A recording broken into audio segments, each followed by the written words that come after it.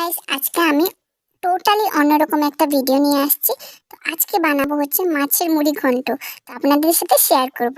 তার আগে আমার খুব খিদে পেয়ে গেছে। তো আমি ভাবলাম একটু রুটি বানিয়ে নিই।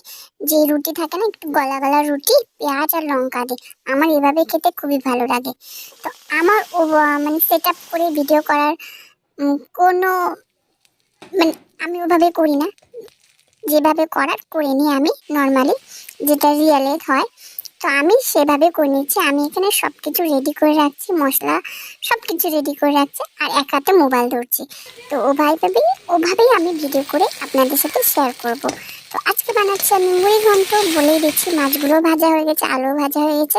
আর এখানে পেঁয়াজ, লঙ্কা, লঙ্কা তো আমি বাটিনি। লঙ্কা বাটলে আমার হাত জ্বালা করে, সেই জন্য গোটা গোটা দিয়েছি। তো ওভাবে আমি মুড়ি ঘন্টটা রান্না করেছি। বা কি চাল বলে ভুলে গেলাম।